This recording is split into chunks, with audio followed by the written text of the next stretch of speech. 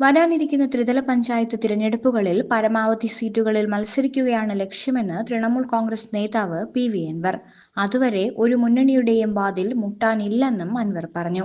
പഞ്ചായത്ത് തിരഞ്ഞെടുപ്പിൽ പിണറായിക്കെതിരെയുള്ള പോരാട്ടമില്ലെന്നും യു.ഡി.എഫ്, എൽ.ഡി.എഫുമായി സമദൂരമാണ് ലക്ഷ്യമെന്നും അൻവർ പറഞ്ഞു. വർഗീയ രാഷ്ട്രീയ കക്ഷികൾ ഒഴികെ ആരുമായും സഹകരിക്കുമെന്നും അൻവർ കൂട്ടിച്ചേർത്തു.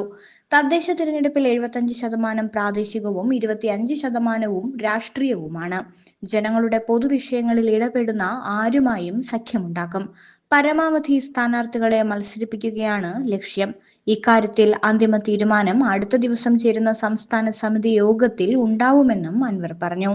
പോറ്റുമകനായ എം.ആർ. അജിത് കുമാറിനെ DGP-ആക്കാൻ മുഖ്യമന്ത്രി പിണറായി വിജയൻ പരമാവധി ശ്രമിച്ചിട്ടും അത് നടക്കാതെ പോയത് അൻവറിന്റെ പോരാട്ടം കൊണ്ടുകൂടിയാണ്.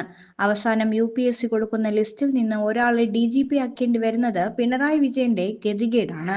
അജിത് കുമാറിനെ DGP-ആക്കാൻ വഴിവിട്ട എല്ലാ മാർഗങ്ങളും പഠിച്ച പണി 18ഉം പിണറായി നോക്കിയെന്നും അൻവർ പറഞ്ഞു.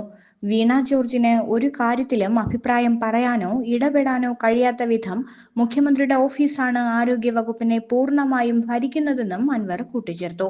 AKG സെന്ററിൽ പ്രവർത്തിച്ചിരുന്ന സജീവൻ പൊളിറ്റിക്കൽ സെക്രട്ടറി ആയതോടെ അയാളുടെ നിയന്ത്രണത്തിന് വിധേയമായി ഒപ്പധികാരം മാത്രമുള്ള മന്ത്രിയായി വീണ ജോർജ് മാറി.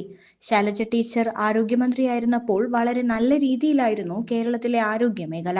അവർക്ക് കേരളത്തിലെ ജനങ്ങളിൽ നിന്ന് കിട്ടിയ അംഗീകാരവും അവരുടെ ആധികാരിക പാഠവുമാണ് അതിന് കാരണമായത്.